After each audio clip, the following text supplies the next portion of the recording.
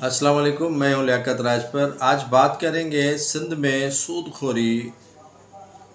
ये सूद खोरी का कारोबार बढ़ता जा रहा है, जिसके बायस जो है वो सिंध के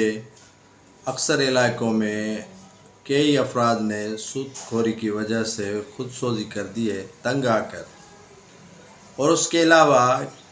कई इलाकों में कबायली झगड़े भी सूद खोरी से शुरू हो चुके हैं, जिसके बायस सिंध की निगरान हुकूमत ने मुतहरिक होना शुरू कर दिया है। खैपुर में सूद खोरी का पहला मुकदमा दर्ज होने के बाद थरपारकर और उमरकोट में भी पुलिस ने सूद खोरों के खिलाफ मुकदमा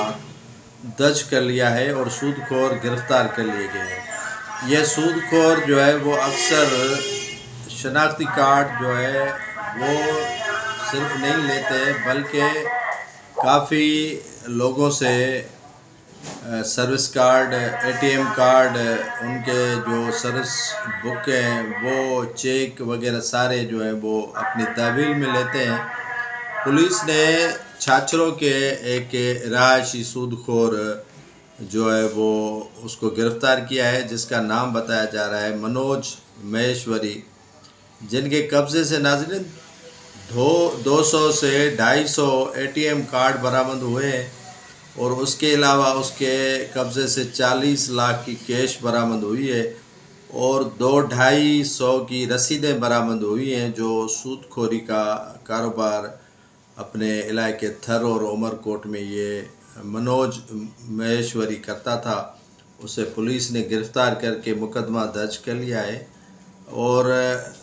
इंतज़ामिया ख़ास तौर पर सिंध की निगरान हुकूमत जो है वो मुतहरिक हो गई है इन सूदखोरों के ख़िलाफ़ कार्रवाइयाँ करने से, क्योंकि सिंध में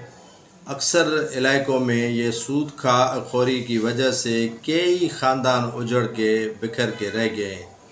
ये सूदखोर न आओ देखते हैं न ताओ देखते हैं, हर चीज़ उनकी कब्ज़े में लेकर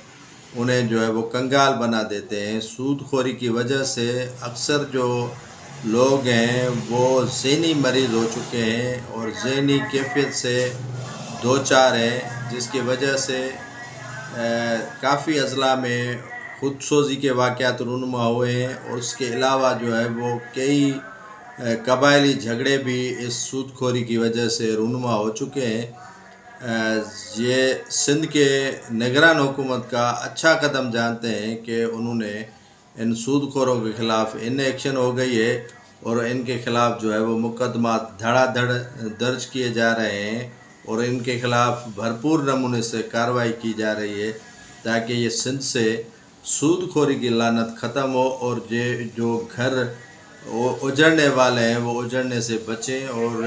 सिंध का जो अवाम है वो इन सूदखोरों से निजात पा सके।